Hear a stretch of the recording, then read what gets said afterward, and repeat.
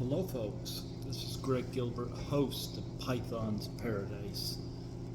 And continuing on the 1996 in film, where I talk about, about half a dozen films from a particular month and my thoughts. Not necessarily a best or worst or anything like that, but nonetheless, we are on April of 1996, and that was interesting.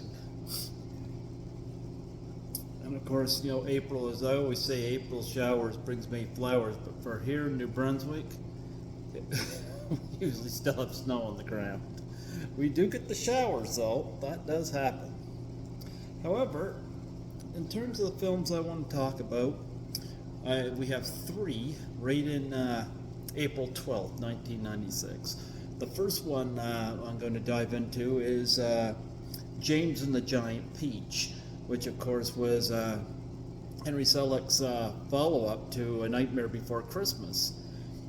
James and the Giant Peach is not as good as that film. I have a few problems with James and the Giant Peach, but I am going to say this. I was very curious about it whenever it was released. We did not get it on its release date. We actually got that a little later, but nonetheless, we did get it. I was very curious about a movie about a giant peach and this kid climbing up inside of it with these insect friends of his and a bunch of seagulls flying that thing around. And that is all fine and done, but there's a lot in the film that's also stupid. Number one, the Cloud Rhino villain that vanquishes the kid's dad, played by Robert Culp, and I thought that was stupid. And number two, the over-the-top acting by the two aunts, and played by, right now the actresses' names are, it's Miriam Margolyes, I think is her name, and Joanna Lumley. Both very good actresses, but I always have this problem with children's or films aimed at a younger audience of people being over the top. It's like, stop being over the top, But I do think the creative parts of the film will appeal to adults as well as enhance the minds of children. I love the giant peach part. I found the structure of the film very episodic. And of course the climax was foolish. Cloud Rhino, like really, that's the best you could come up with? Rhinos I consider a peaceful animal. You don't want to bother them in the wild, mind you, because they're not against charging you. But generally speaking, they're a herbivore, I don't know, the Cloud Rhino thing I thought was kind of lazy. But it did enhance my imagination. I had that kind of fun with it. But in the end, if you got children, they'll probably want to watch it. Adults, I recommend going back to A Nightmare Before Christmas and checking that out, which I thought was a better film. I give James and the Giant Peach a 5 out of 10. It's not terrible. It's certainly creative, but not as good as Nightmare Before Christmas. Now, the second one from April 12th I want to talk about, another one we got late. Actually, I saw this one double billed with Spy Hard in May of that year, but it came out in April, and it was by Kids in the Hall. It was a little film called Brain Candy. I love this film. I think it's hilarious as fuck, And what I love about it is what its message is. It's addressing depression and everything ingrained in us about dealing with depression, and this idea that of chemical imbalance in the body, of feeling good, feeling bad, and such. And of course, you've got these, I think there's 5 members of Kids in the Hall, and They they're all dressed in drag or various characters. But the main plot, I thought the plot was brilliant. They come up with this drug called the Gleemonex. And it is, when you take it, and it's been untested, which is one plot point, but when you take it, it makes you feel good. Problem is there's some side effects, but I mean, these guys are great. I think they're hilarious. You got Dave Foley, you got Bruce McCullough, and you get Mark McKinney, and all these interesting people in it. You got, of course, the elderly woman, which is actually a guy in drag, but nonetheless, I think he's great. Whose big highlight is her son coming for Thanksgiving or Christmas dinner and immediately leaving. That's her big highlight, And you got the rock star who's on stage, talking about how much life sucks. He takes the Gleemonex, and then all of a sudden you got him shooting a music video where he and a bunch of his female groupies are swimming around in a giant pie, singing Easy as Pie, and everybody's throwing junk at them at concerts. I love it. But my favorite one is the husband who's up in his bedroom masturbating to gay porn. His kids are well aware of this downstairs. And this, of course, his wife, of course, one of the actors dressed in drag, comes home. Goes, "Where's your father?" Kids are like upstairs masturbating to gay porn. Oh my goodness. And he used to be in the military, of course, and he loved discipline. But I loved it when he takes the Gleemonex. Of course, now he can admit that he's gay. He does this whole musical number where he's marching down the street singing the song "I'm Gay," and all these people flipping all around him. I thought that was great. I love Brain Candy. I think it was brilliant. Gene Siskel liked it. Roger Ebert didn't. And I love Roger Ebert, but I never understood that. There's so many recycled comedies that come out that repeat the same thing. Brain Candy is one that does something a little different. I loved how it attacks and addresses depression and chemical imbalances in the brain and body. I give Brain Candy a 9 out of 10. Go check it out. Go check it out. It's my favorite film out of the ones I'm going to be talking to you about here now. And it definitely enhanced my imagination more than James and the Giant Peach, but I wouldn't recommend your children watch Brain Candy. Let them stick with James and the Giant Peach. And the final one also, April 12th, that I want to talk about, I don't recall us getting it here. And it has some sequels, and I've kind of skipped on the sequels, but I'm talking about The Substitute. And I really love the movie Class of 1984, and The Substitute kind of reminds me of that film, although I think Class of 1984 is a much more stronger argument about the addressing gang violence in schools. But The Substitute is interesting. Of course, it involves Tom Berenger plays a Vietnam vet who, after an operation that goes south, he comes home. His wife or girlfriend there, I haven't seen this in a while, but she teaches at the inner city school. And she gets attacked one day and her leg is broken. So Berenger goes undercover as a substitute teacher. He doesn't like what he's seeing. And this is where the screenplay goes iffy, because it's got a great setup, excuse me, with his background and whatnot, but very predictably, you know he's going to kick the living shit out of these gang members in the school. And Tom Berenger is really good in this role. He's no nonsense. He does reach some of the students that actually want to learn, but the gang, he has to kick the crap out of, throw them out windows. Of course, there's a subplot about drugs being surfaced around and transported throughout the school as well, which means there's people within the school that are involved in that. It's got a really good supporting cast. Ernie Hudson as the principal. You got Glenn Plummer as a teacher who is trying to keep his job but also knows something's going wrong. You've got Diane Venora as Beringer's other half, and yeah, this is a really good thriller. It's not a great film,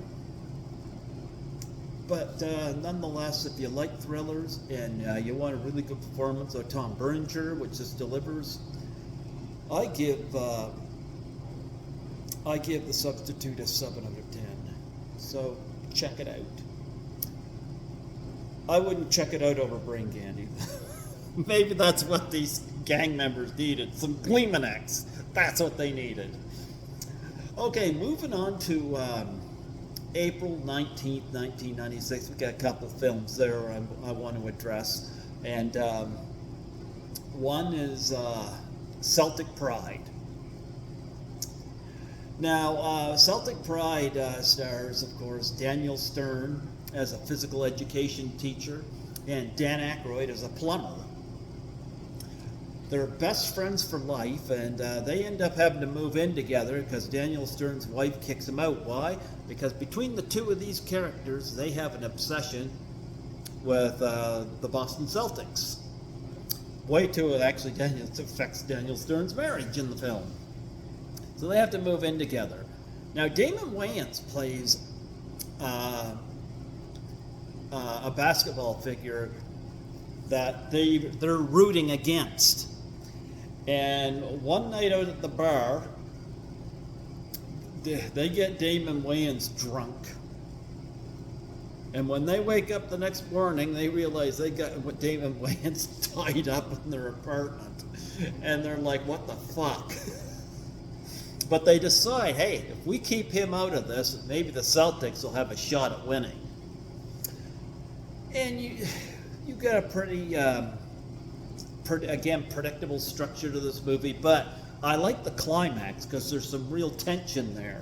Because we don't know what Damon Wayans is going to do, and of course, Stern and Aykroyd are put in a position that they got to root for the opposite team, but it is a decent comedy, and you don't see Dan Aykroyd a lot now, but back then you saw him quite a bit. I've always liked him. He's one of those Saturday Night Live folks I really liked, and so you get some good performances by the principal characters. Unfortunately, the supporting characters, not so much. Like Gail O'Grady plays Stern's wife. It's not a bad performance, but it's pretty much, it is what it is, You get Christopher McDonald as the coach of the basketball team, and watching him cut loose and just yell at somebody is always fun. But there's a difference between him as Shooter McGavin and Happy Gilmore, and here where he's got a character that's pretty much, again, pretty substandard, But that's not the fault of the actors. But I give Celtic Pride a, let me see, where will I go with that one? I'll give that one a 7. I'll give it a 7. If you're a big fan of the cast, check it out. It's got pretty funny and I love the concept of it. It's really addressing not just worshipping celebrities, but bringing the celebrity down to normal. Because I think the most important parts of the movie is when, Daniel Stern is tied up, but they're calling him out for stuff, selling out, and he's calling them out for stuff, like their lives, and moments like that, there's a lot of truth to it. The other film I want to address that came out April 19th is Mystery Science Theater 3000, the movie. Now, I like these guys, I got Kevin Murphy's book, where he goes to a movie like a movie every day in the year of the 2001, and I got one that Mike Nelson has done as well. But those guys are funny, and their commentary. I've attended some of their Mystery Science Theater riff tracks. I've attended the one they did on The Room, the one they did on Godzilla, and Lord knows what else. And these guys are funny. They're watching the movie, and they got their little robots there, and they're making fun of whatever movie's playing. And in this movie right here, they're put in a position where they're being forced to watch This Island Earth. And don't expect some Academy Award winning writing out of this movie. It doesn't happen. This movie's only going to appeal to fans of Mystery Science Theater 3000. However, with that said, it does have a fun concept. It does not have great writing. Basically, it's hanging on two things. One, the bad movie choices they're watching, and two, them commenting on it. Don't expect much more beyond that. I'll give it a 6 out of 10. So there you have it. The last movie I wish to comment on came out April 26th, the end of the year, and that is The Truth About Cats and Dogs, or The Truth About Men and Women, because that's really what the movie is about. Men and women and the ritual of dating. You got Ben Chaplin, who is taking Uma Thurman out on a date, but he only knows her because he's of talking to Gian Garofalo on the phone. So he thinks Thurman is Garofalo, but Garofalo hasn't the ability to face him because she doesn't look like Uma Thurman. But what Ben is getting out of Thurman is quite different compared to the person he's sensing on the phone. Very standard, formulaic, predictable, romantic rom-com that is elevated due to its lead cast. The supporting players are pretty substandard, Garofalo is great, and Uma Thurman's great. Ben Chaplin is serviceable in this, and they keep the movie afloat. It's tame enough if you're a fan of romantic comedies. You could do worse than Truth About Cats and Dogs. I give it a 6 out of 10. So, really, out of the movies of this month that I've talked about, really the worst is James and the Giant Peach, and even that is not a terrible movie. Like in the previous months, it's not as bad. It's nowhere near the caliber of bad of Black Sheep. Or Eye for an Eye, It is, I just don't think it's as good a film as A Nightmare Before Christmas. So the breakdown here, the best film out of these 5 is easily Brain Candy. Despite what Roger Ebert says, I gotta say Brain Candy is the best out of the 6 films I've talked about. It gets a 9 out of 10, and it's the best one, and very creative. My favorite out of the bunch, again, Brain Candy. I got that thing on Blu-ray, and I get a chuckle out of it every time I watch it. Again, worst, James and the Giant Peach, but a 5 out of 10. That's not so bad. I'm not going to scathe it, Like James and the Giant Peach wouldn't even land on my worst of the year. Not with that, So there's a lot worse out there. So say no to drugs, folks, but take your brain candy. The kind that